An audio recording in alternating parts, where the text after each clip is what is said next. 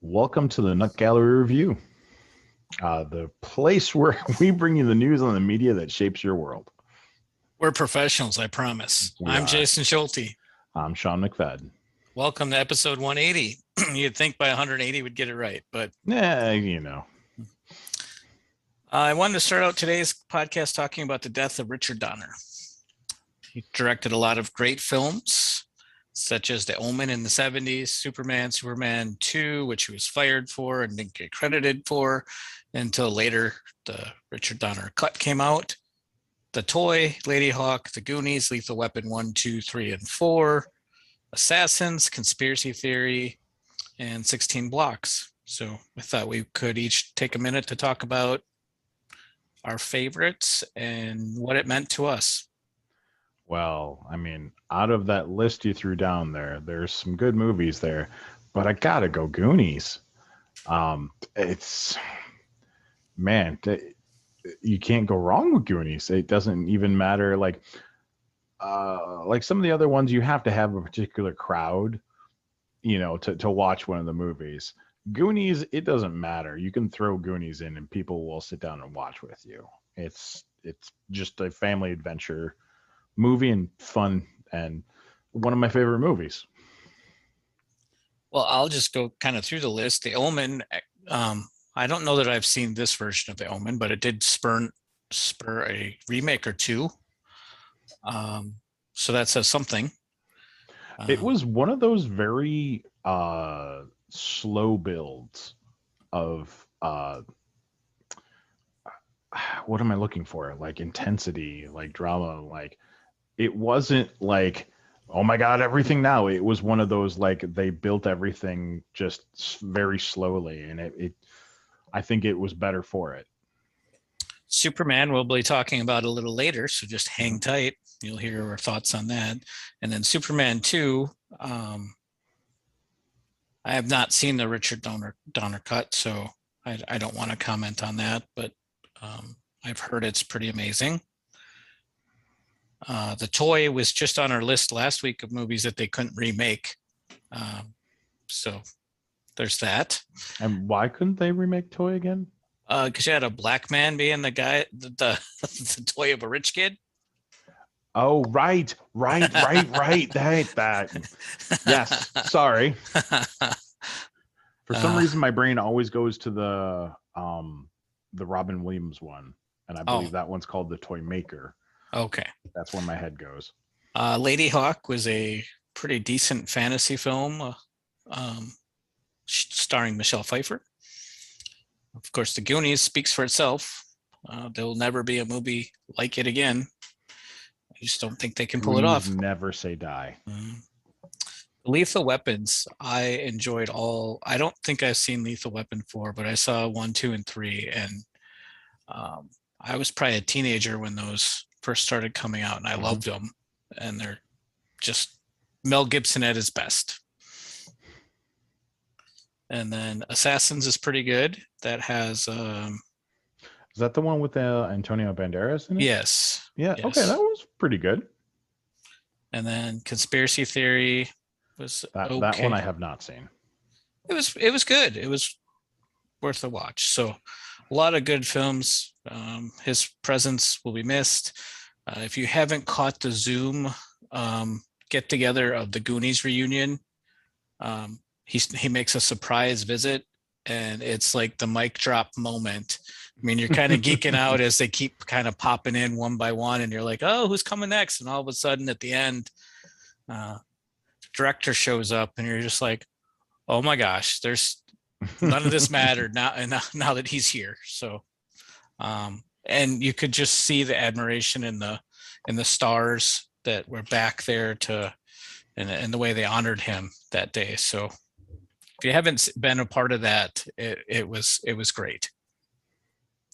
I did not get to see the whole thing, so I'll have to finish that off.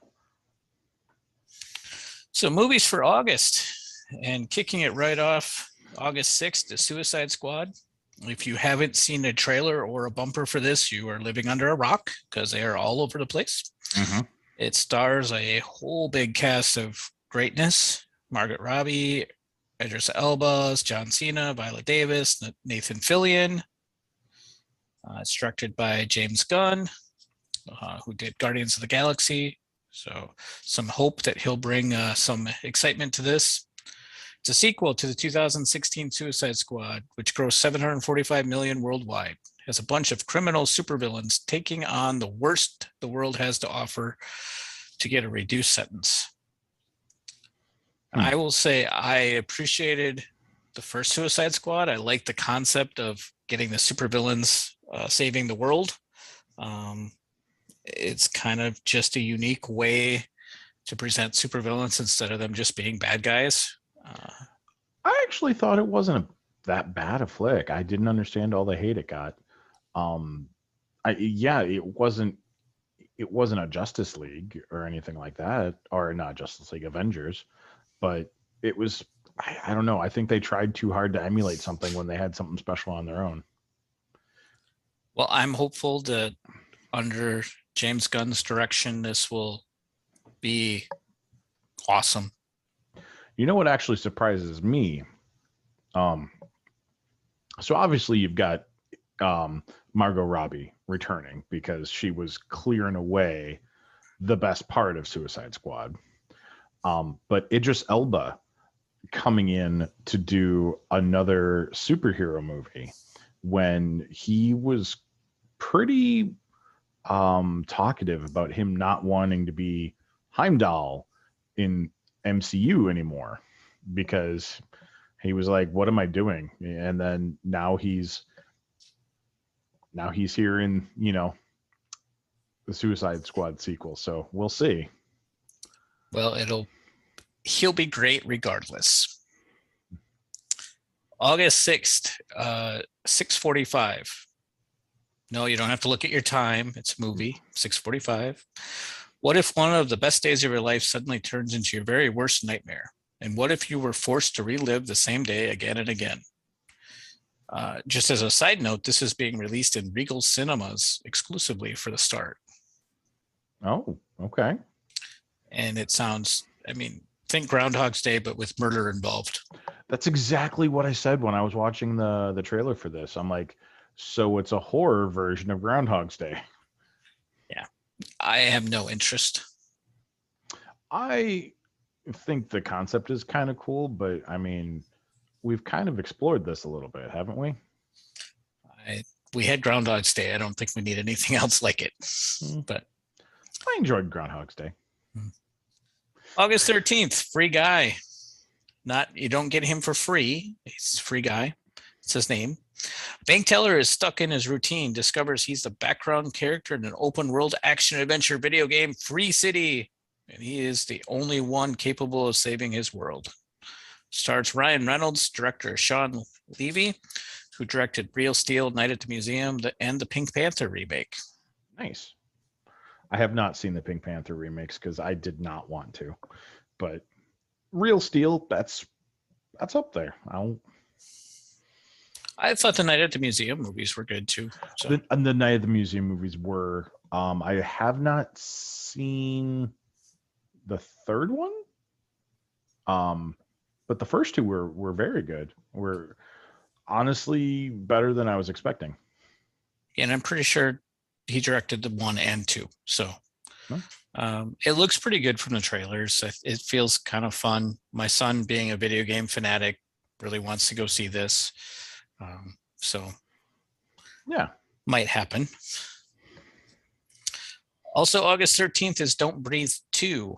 In Don't Breathe 2, the blind man has been hiding out for years in an isolated cabin and is taken in and raised a young girl orphaned from a house fire. Their quiet existence is shattered when a group of kidnappers show up to take the girl, forcing the blind man to leave his safe haven to save her. Director is Rodeo Segaos, who directed Don't Breathe and Evil Dead. I saw Don't Breathe. I thought it was a pretty good film. It's one of those films that you never really know who you want to root for, because in one moment you want to root for who you think are the bad guys, and in the next moment you realize that maybe the bad guy isn't really the bad guy and the other people are the bad guy. So it's just kind of one of those films that kind of keeps throwing you back and forth on who do you want to root for, and so I'm kind of wanting to see this, but I don't know. I don't know how you make a second one. That's exactly what my fiance said. She was like, "How are they making a second one?" So, but August 13th, we have Respect, following the rise of Aretha Franklin's career from a child singing in her father's church choir to her international superstardom.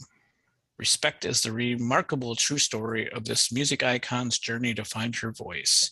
It stars Jennifer Hudson as Aretha Franklin, who she personally picked before her death to play her.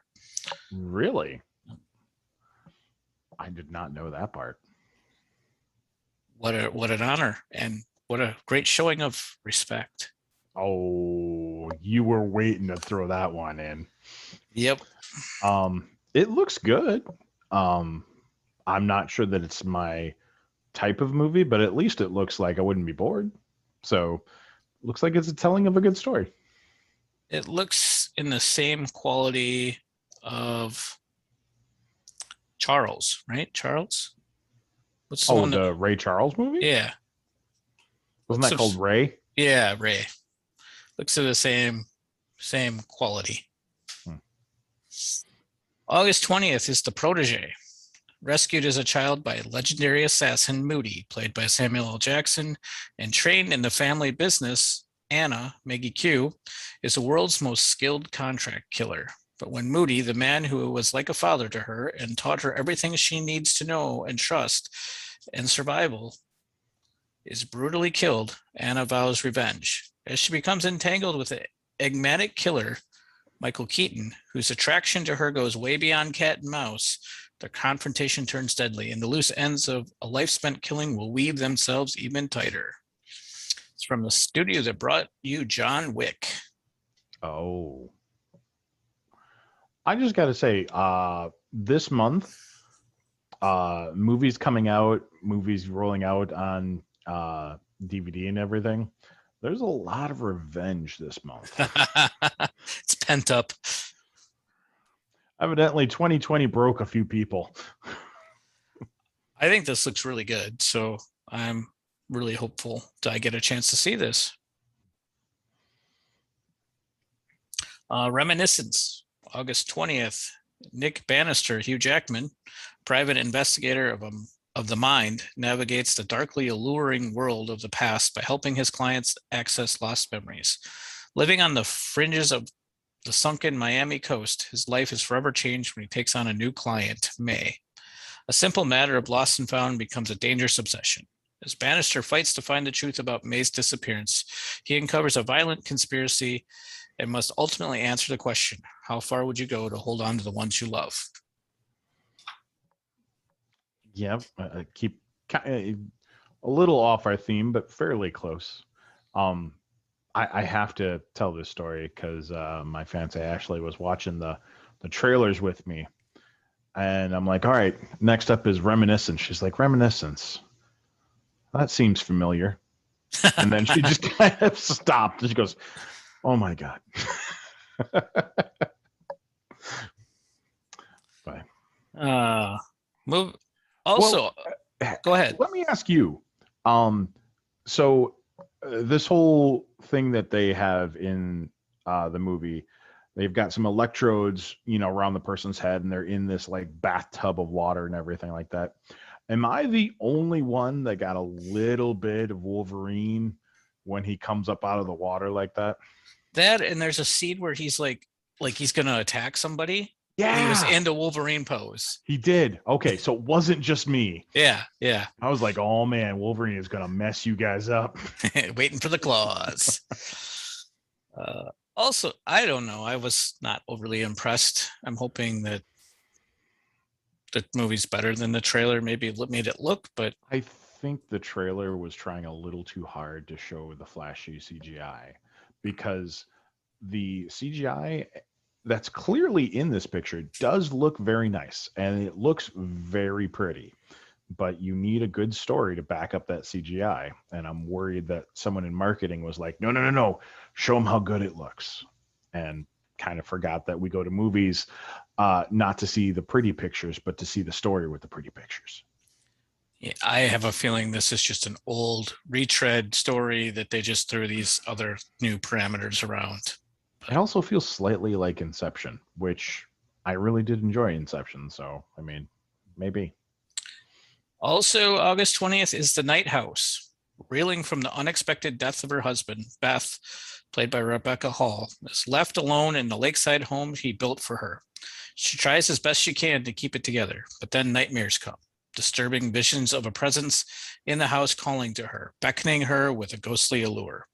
Against the advice of her friends, she begins digging into her husband's belongings, yearning for answers.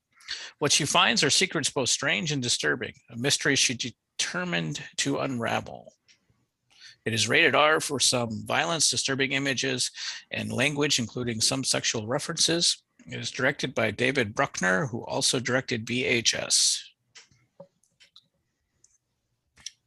Yeah. Also didn't really, just didn't inspire me, I guess. Not my cup of tea, man. Since Mike's not here, he did ask me to mention the next movie as probably his top pick. It might be his top pick for the rest of the year because it's going to be so exciting for him. On August 20th comes out Paw Patrol, the movie. I was going to be like, man, he's not here. He doesn't get to phone it in. Don't be covering for him. Okay, continue. Oh, that's all I had. Oh, okay. It was going to be Mike's favorite new movie. A midnight release, right? Yep. And he's probably going to buy it in all the like rental services too, so he can watch it 24/7. He's got to get it on VHS, even though they don't make VHS anymore. You know, DVD, Blu-ray. Yeah, absolutely. He'll buy it on Blu-ray, degrade it down to DVD standards so that he can then record it on VHS. Whoa. Yeah. Possibly even the old film reel. You know, you joke, but I wouldn't mind having a few of those. Anyways, Paw Patrol on August 20th. Mike's favorite new movie. Also, August 20th, that's big week, I guess. Back to school specials, I guess, is Finch. Tom Hanks stars as Finch, a robotics engineer and one of the few survivors of a cataclysmic solar event that has left the world a wasteland. But Finch, who has been living in an underground bunker for a decade, has built a world of his own that he shares with his dog, Goodyear. Now, though, Finch is terminally ill. With time running out, he creates a robot to watch over Goodyear when he's no longer can. As the trio embarks on a perilous journey into the desolate American West, Finch strives to show his creation, who names himself Jeff, the joy and wonder of what it means to be alive and to teach him to become human enough to take care of Goodyear. I didn't see, I didn't catch any of the previews for this one, so I can't sound off, though. What you just read sounds interesting enough, though I worry that it smacks a little bit of AI. And I really despised AI. It seems like way too much work for a dog. Whoa. I knew I'd get you. I mean, creating a robot. That's cool. Yeah. Navigating the Wild West of cataclysmic event sounds cool. So yeah, dogs are better than us anyway. And finally, rounding out the list is August 27th is Candyman, rated R for bloody horror violence language, including some sexual references. For as long as residents can remember, the housing projects of Chicago's Cabrini Green neighborhood were terrorized by a word-of-mouth ghost story about a supernatural killer with a hook for a hand, easily summoned by those daring to repeat his name 5 times into a mirror. Described as a spiritual sequel to the original 1992 horror film, which I didn't think was terrible. No. Yeah, it was not bad. I will not say those 5 words in front of a mirror. You will never catch me saying those 5 words in front of a mirror. fact, when you think about it, in fact, tonight we'll probably do that, second glance towards the mirror when you walk by it at night, Yeah. Especially, like in the middle of the night, like when you get up and go to the bathroom and you like turn on the light and there's a mirror, you're like, nope, not saying it. Not saying it. There's no way in the middle of the night I'm saying that. Anyways, my top picks would probably be 3 Candyman, 2 the Portege, and 1 will be Suicide Squad. I'm just gonna say Suicide Squad because none of the others really grabbed me enough to want me to go to a theater, which I did finally do. I went and I saw Black Widow in theaters. Very good. So, returning to the theater. And you live to tell the tale. And I sat there going, man, has there always been half an hour previews before the movie? Yeah, it did get ridiculous. Turn it over to you for streaming and Blu-ray releases. Ooh, all right. So we've actually got a few of them this month instead of just a shotgun approach here. But as I said before here, we've got a lot of revenge stories. Those Who Wish Me Dead. Jeez.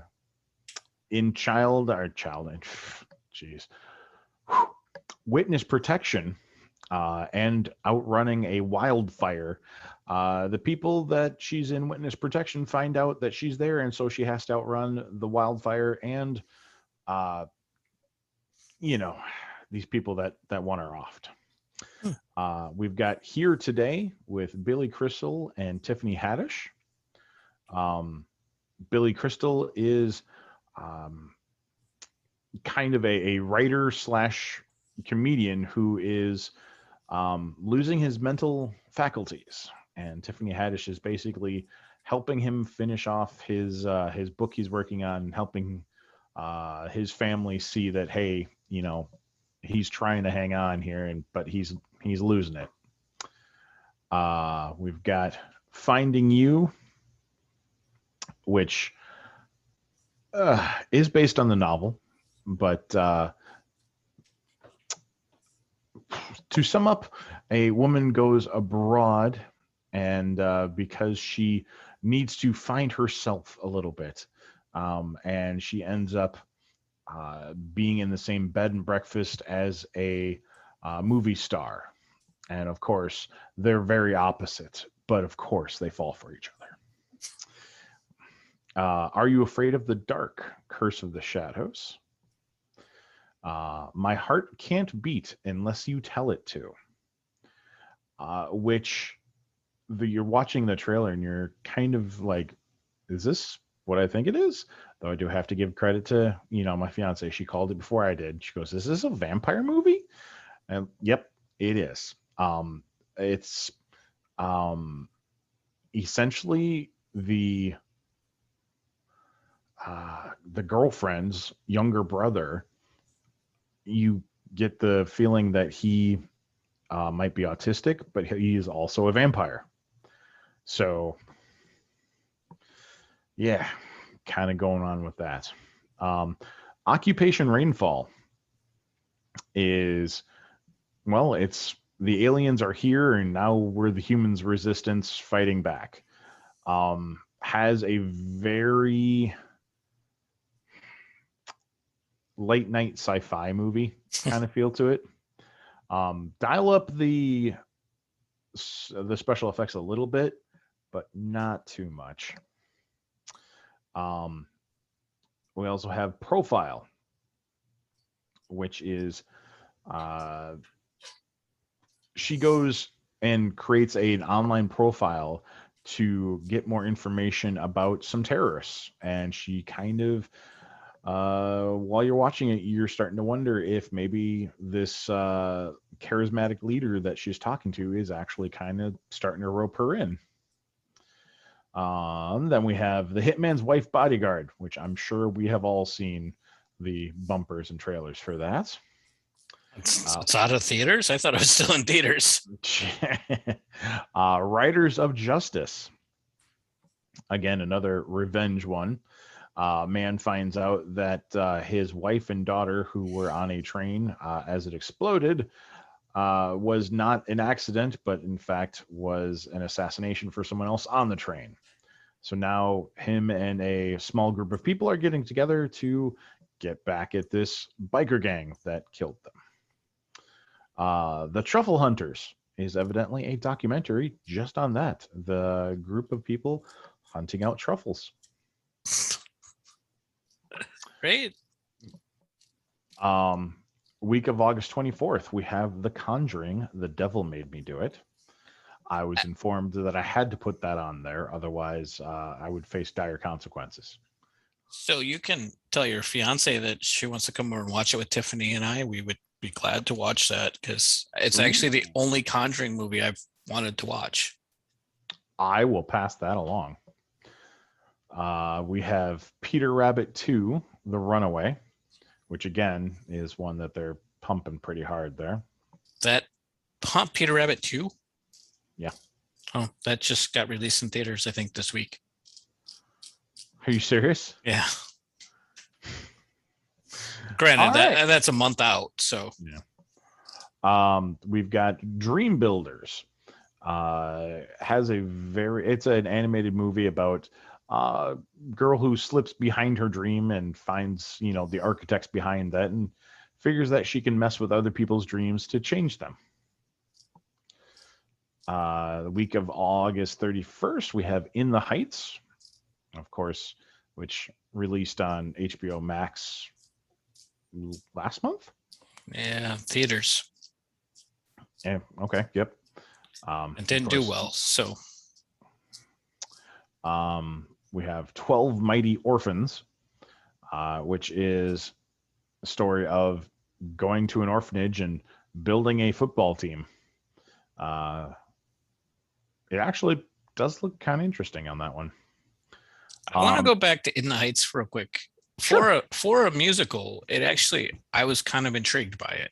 And most musicals are instantly like, I'm not interested. But I think the music and kind of the story behind it seemed at least interesting enough for a musical. I am not a big musical fan myself, so I tend to steer clear of them. But I do most of the time as well. And the final one for the month, we have Beasts of No Nation with Idris Elba, who they don't say where it is, but I'm going to guess somewhere in Africa. It looks like it's just the kind of the feel of it, that he is recruiting a child army together for him. And he's basically war zone, and he is collecting up a child army to wage his own war. Fun. Yeah, and that is your movie releases. It was pretty comprehensive or pretty long, but I didn't see a whole lot of super gems in there. Not many diamonds in the rough. No, but I'll say Here Today, when watching the trailer, looks better than it sounds on paper. So that one at least has my attention. But yeah, there's not a lot of. We have some polished silver. We don't have a lot of gold this month. Well, at least they're back to making crappy films again. That says something about hey, we're getting somewhere. Back to normal. A whole list of crappy films. You know what? And I might watch The Hitman's Wife Bodyguard, but yeah, I did like The Hitman's Bodyguard. That was entertaining. So, but there you go. There she be. All right, video games for the month. I'll do the first half, and Sean will take the second half. We're covering for our absent person, Mike. He's too busy preparing for Paw Patrol Midnight release. He's really getting into it. Yeah. Heard he's changing his car to look just like their car. He's working pretty hard. He's getting one of the wraps to put on the hood. Yep. Starting right off in August 3rd is Lemnis Gate. It's a first person shooter taking place in a time loop. Coming out for the PlayStation 5 and Xbox XS. Next on August 4th is Dungeon Defenders Awakened. This came out in 2019, but is now getting released to the Switch. The Falconeer, PS5, PS4, Switch, role-playing video game, adventure game, combat flight simulation game, and vehicle combat. So it's got a little bit of everything. On August 5th. And then August 10th, we have Black Book on PS4, Xbox, Switch, PC. Adventure RPG taking place in the 19th century Russia. That looks pretty good. Might be one of my top picks for the month. August 12th, Forclosed, narrative-driven action shooter set in cyberpunk world. It has been fairly, the cyberpunk setting has been gaining traction lately. Yeah, it didn't look terrible either. Skatebird, August 12th. It's exactly what the title says. You're a bird on a skateboard. All right. August 13th, Hades, rogue-like action dungeon crawler. Also didn't look terrible. Here's one that's going to be kind of a surprise. Road 96 is a crazy, beautiful road trip. Discover exciting places and unusual people. Gets better. Inspired by Quentin Tarantino, the Coen brothers, and others. Coming out on August 16th on the Switch. Oh. So I was not intrigued up until I heard that that the storyline is inspired by or from Tarantino and Coen brothers. So. Well, I mean, that is enough to catch your attention. Yeah. August 17th is Greek Memories of Azur. And then August 19th is 12 Minutes. It's an adventure game. And then I will turn it over to you, sir. All right. I am bringing up my list here. So, Rims Racing, a motorcycle racing game there for pretty much everything on August 19th. We have the Ghosts of Tsushima Director's Cut on PlayStation 4 and 5 on August 20th. Madden 22 coming out on everything August 20th. Aliens Fireteam Elite coming to PlayStation, again, everything, August 24th. And fingers crossed that we get a halfway decent Aliens game, because it can't just be Aliens Isolation. HOA, HOA, no, it does not stand for Homeowners Association, is a puzzle game for the Switch and PC. King's Bounty 2, coming out for PS4, Xbox One, Switch, and PC, August 24th. A fantasy-style follow-up to, of course, King's Bounty. Psychonauts 2. And you'll forgive me, but I thought this came out like ages ago. Comes out for PlayStation 4, Xbox One, PC, August 25th.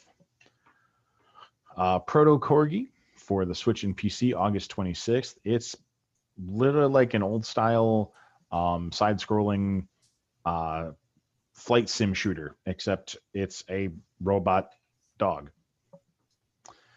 No More Heroes 3 comes out on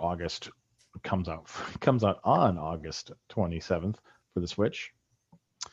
KeyWe, spelled Keywe, comes out for everything August 31st. August 31st. It is a cooperative game where you control a Kiwi trying to direct mail. New World for the PC is a new MMORPG. We have Rustler for PlayStation 4, Xbox One, Switch, and PC on August 31st. And the big con for Xbox everything and PC on August 31st. And this is the only game this month that I'm going to say looks awful. This looks like a phone game that they conned into being on Xbox. Big con, I got it. Oh, damn! I didn't even mean to do that. But yeah, it looks awful. So I'll just say no more heroes. I know people who bought Nintendo products just to be able to play these games in the series. So I have not actually played any of them, but I know there's a strong following to that game series. So one of these days I should try one just so I can see what it's about. The creator of these games, he did No More Heroes, like Killer 7, things like that, and they have a very particular style to them, very cel shaded, very almost like you've stepped into like a kind of a crazy anime. So it's got its own style. It's got a very kind of offbeat story. So they're kind of interesting. I've not delved into them myself, but I have read about the creator and his works there. So he's got quite a following. So you are not wrong on that. And I'll give you this quick story. So for a while I wouldn't play my son in Madden because it was just not any fun for me because I had to not try. And it wasn't very much fun for him because he would just kind of get really upset that he was getting whooped to that level. The last two games, I've played you in Madden. I'm familiar with how he feels. well, the last two games he has won. Really? And I was well, the thing is he picks his team, so he picks like the Patriots or the Packers, and I just take whatever random team comes up.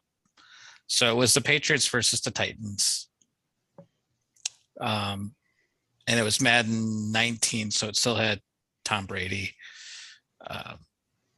And the Titans were just pathetically slow. But yeah, he beat me. It was 21-14. There was probably 12 interceptions in the game because it was either a touchdown or an interception. There were no punting. But yeah, he's gotten to the point where he can beat me. So now it's still no fun because now I can't win. But no, it's good. There's a fair amount of trash talking going on throughout the game. No. So yeah. So you'll have to take him on sometime. See how it goes. All right, movie classic of the month. All right. It was my pick. I was originally going to pick something else, but then with the death of Richard Donner and knowing that we'd already covered the Goonies, I thought that we should cover Superman. As you can see in my background, Christopher Reeve's version of Superman. In this one, he's introduced. You get to see kind of his backstory from Krypton to growing up to becoming Clark Kent, getting hired at the Daily Planet, and then to saving the world from Lex Luthor, who's his adversary in this movie, played by Gene Hackman, who does a pretty amazing job. Christopher Reeves as Superman. So I thought, I guess I explained the movie, right? Yeah, you got it. I grew up watching these. It's kind of one of the only superhero films out back in the day, especially of quality.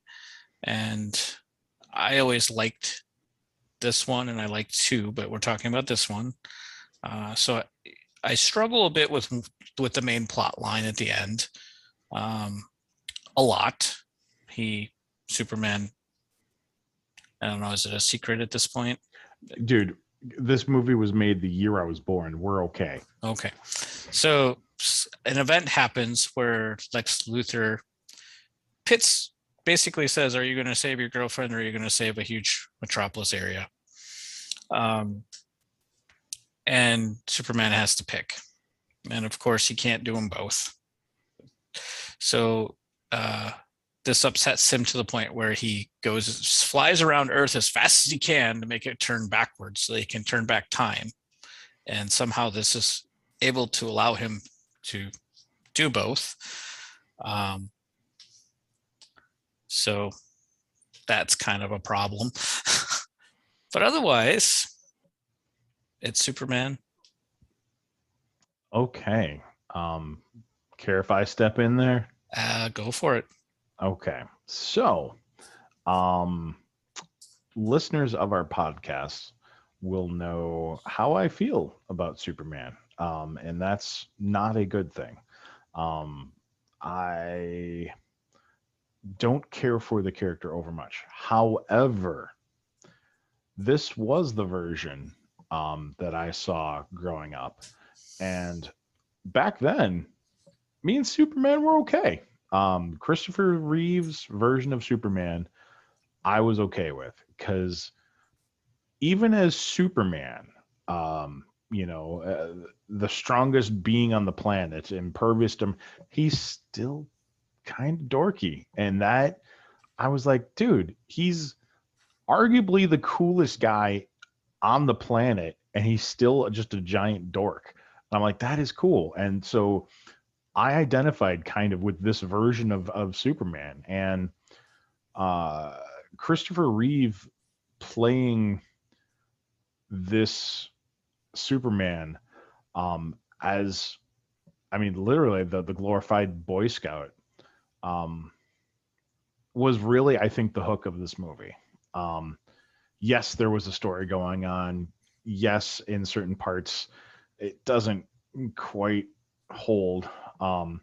And yes, this was a movie that was made in 1978. So, it had some flaws. It was certainly a product of its time, with today's eyes. And we look at some of the, him flying around shots and you go, okay. But this was 1978. This was 40 years ago.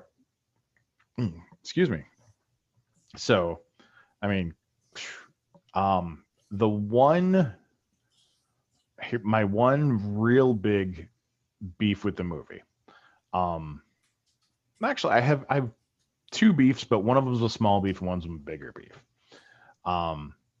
My small beef is that there are some parts of the movie where I think it's almost like the writers kind of felt like they had some slippery footing and they didn't quite know what to do or where to go with the character, and the pacing seemed a little off in some parts. It's not the whole movie, and it's not, very glaring, but there are some spots where it kind of feels like they lost their way with the character for a scene or two. I'll actually say there's a scene where he's back at his hideout. One of those goes on way too long, where he's talking with his father. It's way too long. And I felt like there were moments up until he arrives in New York where it drags out too long. Yeah. As well. There's the beginning of the movie is kind of, it's the rough part of the movie. And I think there's like a 20-minute dialogue between him and his mom after his dad dies that just felt way too long. But I'll let you make your other point and then I'll circle back again. Well, you kind of hit it a little bit. Sorry.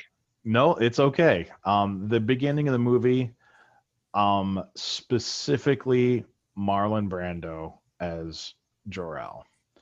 I know that one of the things in his contract was that he was not going to memorize lines, and so they had to do everything so he could read it off cue cards. I get it, but you got top billing in the movie. Over the star, Christopher Reeve was third billing in this movie. Marlon Brando was number one. And in my personal opinion, I think he was the weakest point of the movie.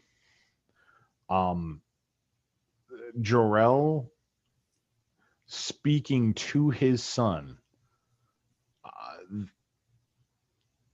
it felt emotionless to me, and very stilted. And this is a man trying to pass on his knowledge and the knowledge of his entire people to his son that he got to meet for a little bit, was a young baby when he left. He There doesn't seem to be any, just no passion. There's nothing there. It's literally just very stilted. And that, for me, was the one part of this movie that it still aggravates me to this day looking back at it. When I was a kid, it didn't really. I was like, yeah, this is the boring parts. Let's get to the good stuff. But as an adult watching this, that kind of irritated me a little bit. The rest of the movie, I have no problem with. It's the Marlon Brando as Jor-El in the Fortress of Solitude. It sticks, and it's very jarring, as the word I'm looking for. I don't disagree with that statement, as I already had said. I wonder though, I want to go back to a point you made about Christopher Reeves playing Superman and that kind of almost geekiness to it. But I think the word there is, this was done intentionally. This wasn't just a fluke. They intentionally, like, if you look into the depth of the character a bit, when he goes into Daily Planet, he looks like this unconfident, kind of mousy kind of guy. Yet at his first opportunity, goes in and confronts the boss. Like, I'll just go ask him, and with no hesitation. So there's still there's a level of confidence under this guise of lack of confidence. And so I think it's very intentional to kind of display the character kind of both ways. Yeah, you're right, exactly. And you always kind of, I think that's part of the humor of the movie, is because this is freaking Superman. Of course he's not going to be struggling to open these things. It's obviously, it's almost an in-joke between you and Superman that he's doing this, because he's Superman. He knows he's Superman, but nobody else does. And so right. You guys get to laugh along with him, but no one else does. Yeah, even his like clumsiness getting caught in the door, mm-hmm. the rotating door, and he just, it's some brilliant work, and we would expect that. So that makes me wonder, was Marlon Brando's performance also intentional? It just didn't translate as well as Clark Kent's intentional delivery. I'm wondering if, because they're an alien race, they're trying to distinguish them as being different, and kind of hard and cold, because they do show the planet as being very cold. I guess. So I'm just giving them the benefit of the doubt. I think it might have been more intentional than him phoning it in. But Marlon Brando also has a reputation of phoning it in. So, I mean, that I'm not joking when I said that was part of his contract, that he was not going to memorize lines. They had to have cue cards for him to read. I think he had demands on every film of like certain things that were just, no one else would have gotten that treatment. So, and I honestly may be a little harsher on him, from having just seen The Godfather recently. Right. And I was like, wow, okay, Marlon Brando really, okay, putting it on. And then to see him in this, you're like, what happened? So yeah. I do want to mention a scene, the scene where Clark Kent is running alongside the train. And I'm watching this with my family, and we all look at each other and just bust out laughing, because what else can you do? Because it was so bad. You're just like, what is that? I mean, I could have taken pieces of paper and cut out a doll that looked like Superman and made it run about that same quality. So that is my one, that there are some of those moments in the film you're just like, really, that's the Yeah. best they could do. They couldn't have just like had the train going really slow and him running at full speed, so it makes it look like, simulated. Maybe I don't know. But I do want to mention the soundtrack quick. The Oh, opening okay. theme of Spider-Man, that kind of dun, dun, dun, my son had not seen this You film. mean Superman? Yeah, what did I say? Spider-Man. Superman. Yes, Oh. Superman, the guy in the background. Um, my son had not seen this film, but had heard that line, and he knew it was Superman. No, it is a straight up powerful. You could probably play that to this day. I mean, as I said, it's 40 some years later, and people go, "That's Superman." Yeah, well, my son did. Ah. He knew that sound. He heard it at Great America, which has lots of Mm. DC stuff, and he knew that was Superman because he kind of put the fist out like he was. He was flying. Yeah. Um, so I have to give props to. They developed a sound that has become Superman. Yeah, you're absolutely right. One thing that I wanted to mention before we close this up here, is everyone remembers Christopher Reeve for portraying Superman, and for good reason. He played a well done Superman, and as I said, a Superman that I did enjoy. Um, I would like to give a little bit of props to Gene Hackman for playing Lex Luthor. Um, like, yes, he wasn't the bald Lex Luthor from the comics and everything like that. He was bald. He was bald, yes. And I mean, I guess as you said, we're a little spoiler free at this point, um, but yeah, that I just if people remember Christopher Reeve, but people forget that Gene Hackman was playing Lex Luthor, his opposite there, and I think could someone else have done it? Probably, but he did it, and I think he played against Christopher Reeve's Superman pretty well in this. I want to mention his last line Okay. or something of it similar. He's getting put into prison, and he walks in and basically says, "I'm Lex Luthor. I'm going to tell you how this is going to run." As he's getting locked away. Yeah. I mean, there's just that level of Lex Luthor. I mean, that's just exactly Yep. how he would have played that. Like, it's great that you've arrested me, but I'm going to tell you how this is going to work. You do know who I am, right? Yeah. So I strongly believe that this is a classic. I believe it is, it honors Richard Donner in his work, as part of his body of work.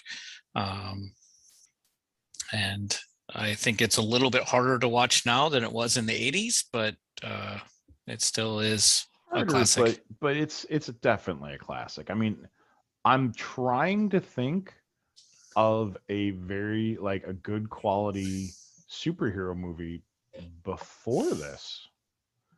And like I know there was like The Phantom, but I mean that wasn't, a wide release top tier movie.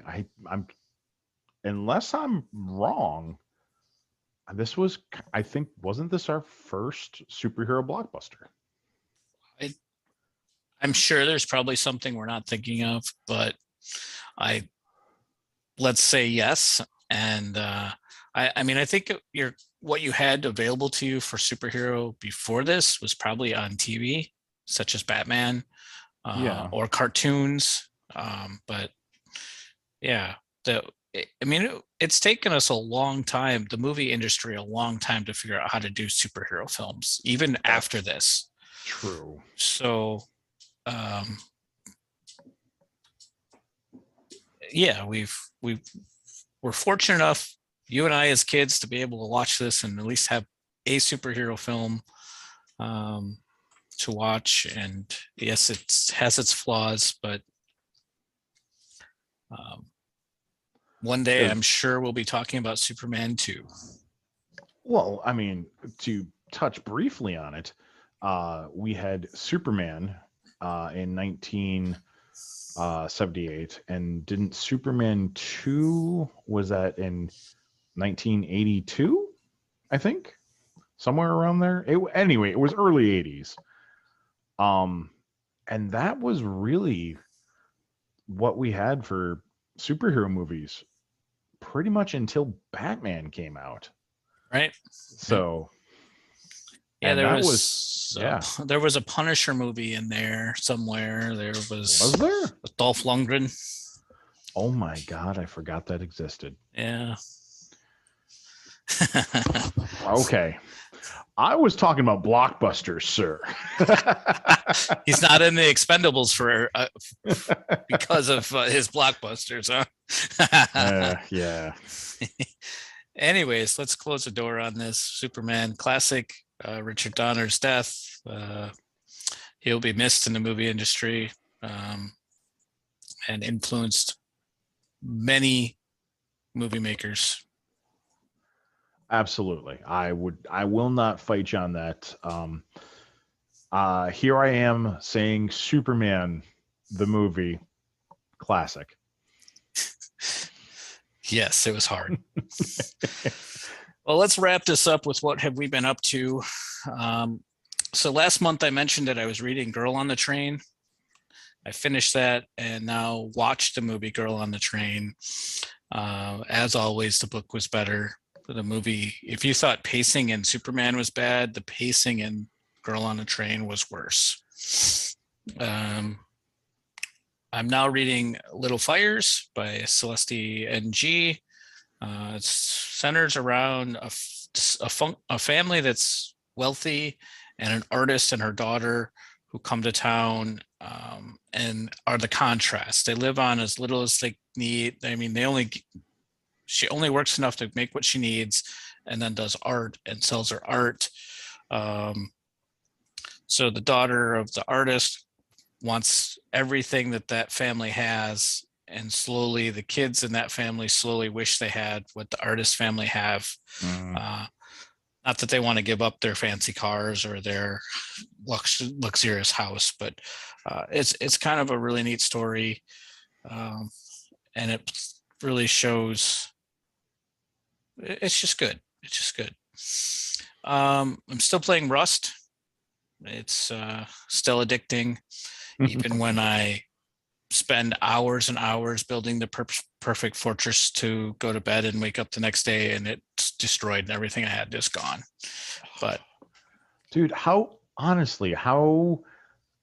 you keep playing when that happens? well, the good news is every last Thursday of the month, the whole server wipes, so everybody loses everything. So you've got 1 week to build everything? Huh? No, the last Thursday of the month. The last Thursday. I heard every Thursday. Okay. No, the last Thursday of every month. Man, I don't know if maybe it's just me. If I spent that much time crafting something and just 8 hours later see someone having destroyed it. Yeah, I'm still playing MLB The Show. I'm trying to get my created character to the major leagues. He's kind of stalled out in AAA, but hopefully another season. And we went to Boss Baby 2 this last weekend. How was that? Mediocre, but it had a lasting effect on our son. Oh, it's really a story about the kids that have grown up, and one of them has become lonely and only focused on making money, and the other one is raising a family and still acting like a kid. And I think it kind of set in that you grow up and you grow out of things, because all the stuff the kid cherished in the first movie is in a box, and he pulls them out. He pulls some of the stuff out to relive some of those moments, but it just seemed to really strike a nerve because he's been wanting to play with things he hadn't played with in a long time. He's been more wanting to just hang out since he watched that, so I'm sure it'll wear off here in a day or two. But I'll take it while I can. And but yeah, the movie itself was kind of mediocre. 30 minutes of trailers, just like you experienced before the movie started, and then yeah, as you probably know from the trailer, they've grown up and there's a problem. Someone wants to take over the world again, and basically turn all the parents into zombies, and so that the kids will be free to do what they want. And so the two that have grown up from the last film take a magic serum that turns them back into kids so that they can go and save the world. Interesting. You know, that is the one thing that I have not seen the movie, but from the trailer, I'm just like, why are we going through turning them back into the age they were from the first one? Why don't we just set it after the first one? But anywho, it's to set that story of that they've split and they've come back together. Gotcha. Me? Yeah, all you. I am continuing my catching up on a lot of graphic novels that I have collected but had not read. I did finish reading all of my Jim Butcher ones, which were a couple. I did read the Mars Attacks versus Judge Dredd, which was just as ludicrous as you think. Which, yeah, that it was ludicrous. And now I'm currently reading Jupiter's Circle, which is, I'm going to say, a prequel to Jupiter's Legacy. And it's kind of